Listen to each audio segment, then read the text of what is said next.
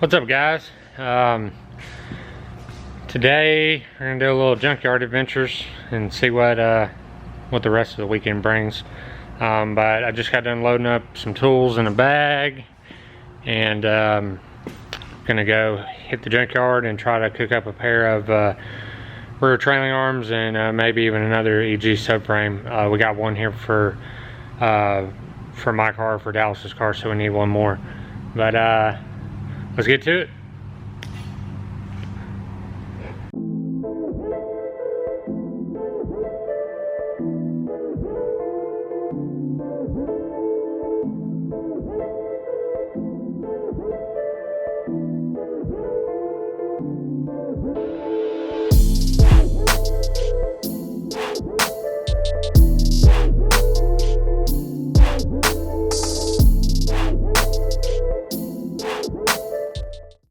Alright, so the junkyard was a semi-success.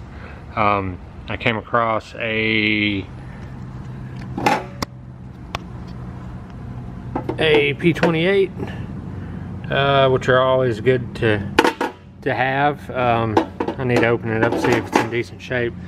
And I came across a set of trailing arms that are pieces of junk, but they're all there. I was a little surprised to find a set of rear discs on them, so that worked out pretty good. They kind of screwed me. I'm used to that junkyard hooking me up pretty good. Normally I would have figured them trailing arms would have been about 30-40 bucks, but when it was all said and done, it was like 90. But different people, different times, you know, it is what it is. It's still better than what I had. So, but I'm gonna start cleaning up around here a little bit. And all right, so we got the shop cleaned up yesterday. Got everything half-assed put up. I didn't record any of that shit because nobody wants to see me cleaning fucking shit up off the ground. But it is 8 o'clock in the morning and we are on a field trip with Nugget LLC, or Nuggs World 808 LLC. And we are on our way to the fine town of Benton, Louisiana, where hopefully we're gonna pick up a piece of gold or a piece of garbage, one of the two. But we'll pick back up when we get there. Maybe this dude's cool and he'll let us selfie with him, so we'll see.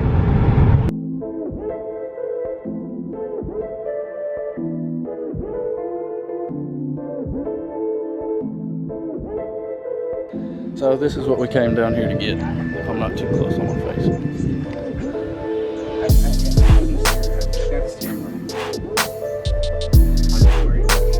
EG hat VX.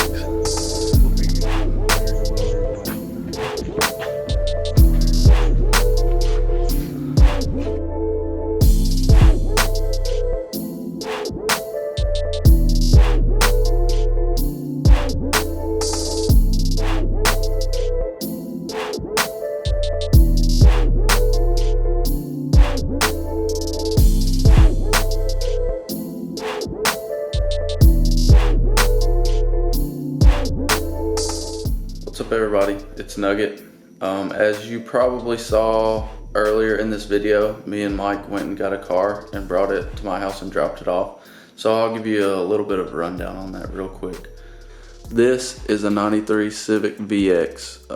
It was really cheap, so we went and scooped it up. When we got there, it was actually a little bit nicer than we anticipated. As you can see, the bay is looks like professionally painted Nardo gray. It's actually really clean, as you can see, really shiny, not rattle can stuff. The bad part is this car was set up for a K-swap, and I'm gonna have to ground the paint down and weld the factory mount bracket back on it. And then hopefully I can like patch it up with some Nardo gray and a rattle can and make it look halfway decent. It doesn't have to be perfect. It needs a couple little things like the steering rack brackets and bolts, a couple of suspension bolts. It needs some brakes. It has no calipers or rotors or anything, as you can see, and no brake lines. I'm going to go with the Wilwood booster delete plate with the Wilwood master cylinder. Mike's going to help me throw some lines in here. I'll probably get a proportioning valve and throw it on the subframe instead of run it in the car. It's just going to be easier, it'll be cheaper. I just want to get this as a complete, nice, decent rolling shell and then get it ready for the B series. And that's just the plan. It'll be a real slow project, but maybe I'll get it done one day. The chassis is fairly decently clean on this side, at least. It's not a bad chassis. There's a little bit of a dent in the quarter panel over here. It's more wavy than a big dent. It's got a little Bondo there. I'm gonna have to take all that off, push it out as much as I can, and try my hand at some body work and see what happens. It may look worse after than before. The interior is decently complete, pretty well complete. Anything that's missing is in the back seat here. No AC and heat stuff. I made the mistake of leaving the heater core there when I actually do want it, because I don't want to be freezing cold. He threw me these Prelude seats. They're actually in really good condition. They're a little big, but they'll work. So it's even got the little hatch floor panel thing with the carpet and all that. It's pretty complete for somebody else's project car. That's kind of the quick rundown on it. Shout out to Neil for selling me the car. He threw me a Integra rear disc just to help me out, and that was super nice, so I appreciate that. We'll just see where it goes. Colby picked up a nice VX EG hatch. The guy was gonna K-swap it and did an awesome job on the engine bay. He's got the engine bay painted Nardo gray. And the body's a little, here and there, but Colby is a master craftsman of bodywork, so it should work out pretty good for him. But that'll be a new car on the channel. Anybody that sees this, please hashtag ColbyGo K-Series, and we need to get a movement going. He's the only one of us that has a K-swap ready car that's not going to put a K-Series in it, so it doesn't make any damn sense. But we also picked up this puppy right here. This is my new bandsaw, not so new bandsaw. It looks rough, but it's in really good shape. It just needs to be cleaned up. It is fucking huge, but it does have a coolant pump and everything, and all that works. The hydraulic feed works great.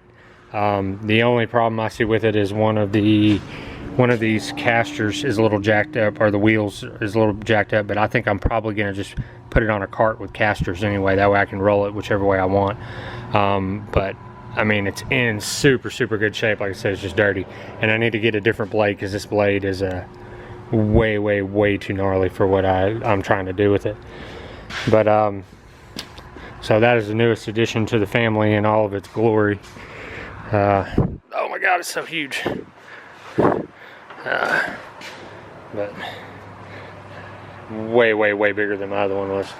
So Mike just left with the RSX. He's got a silver RSX just like mine, and he brought it by and let me put a header on it. So he is, I think, the first official customer in the shop, so shout out to Mike. I appreciate it, man. And I'll stick some clips in of it right now.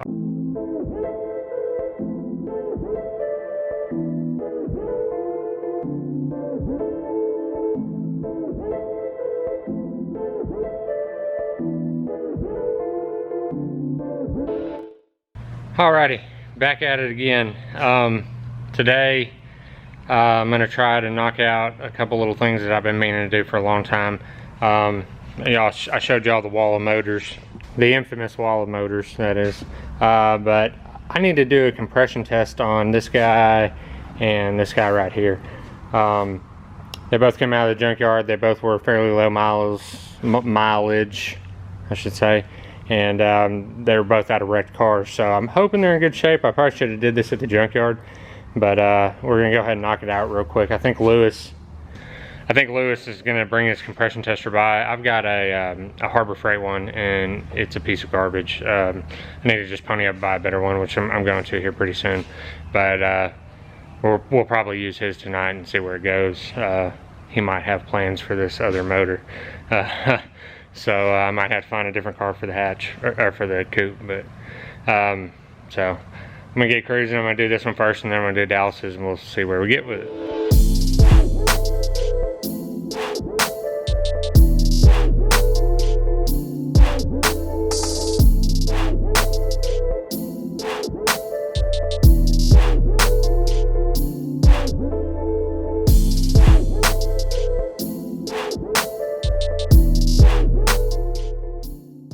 Alrighty, so I got both engines kind of apart.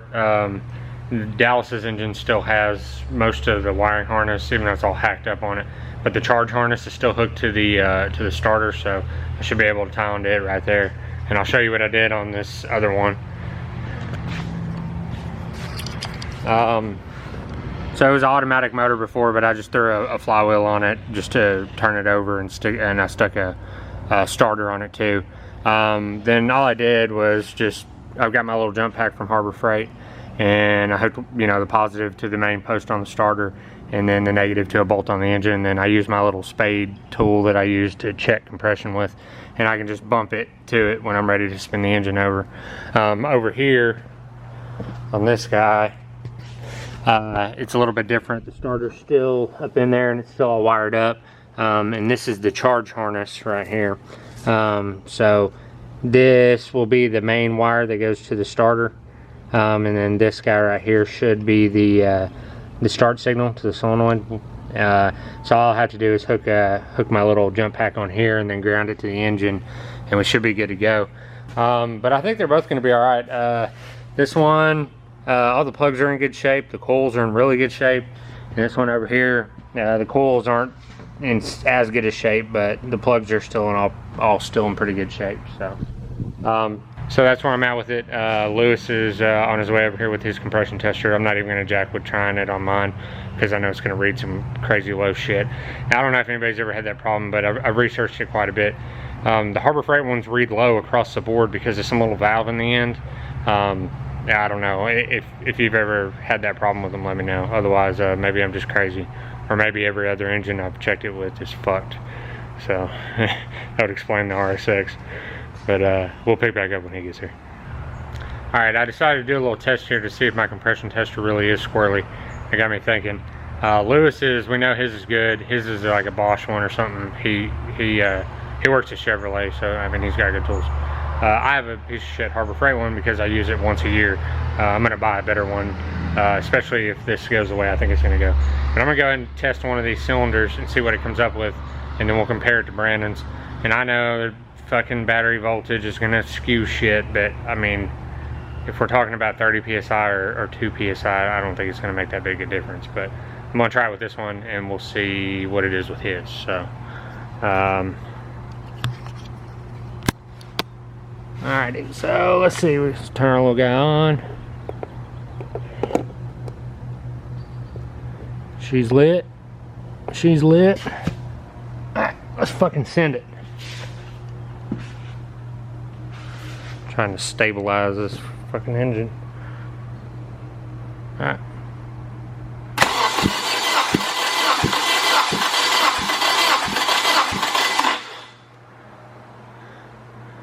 Alright. So that's what it is with mine. It's saying about 140, somewhere in there. And we'll check it with Lewis's when he gets here. Alright, Lewis just left. I didn't record very much of it because we were shooting the shit and now it's late and I gotta get home. But we did do this motor right here. Or we did get it tested. My little jump pack went dead before we could do the other one, and I gotta stick the flywheel on there. This one's pretty straight. It's like damn near 180 across the board, except for the first cylinder. It's like 170-ish, somewhere in there. I mean, there's a decent little difference. But that goes to show you those fucking Harbor Freight things don't work, because it was reading like 135 on mine. I'm sure that the variance would be the same across the cylinders, but it's kind of iffy. So I'm definitely gonna chunk that thing in the garbage or do something with it and pick up a decent one. He got his from O'Reilly's for like, he said like 60, 70 bucks. So that's probably what I need to do. One day I will learn to stop buying tools from Harbor Freight. But that's going to do it for this week. Like I said, I got to get home. We're almost to 1,000 subscribers, so when we get there, I'm going to do a dope little giveaway with some trivia involved.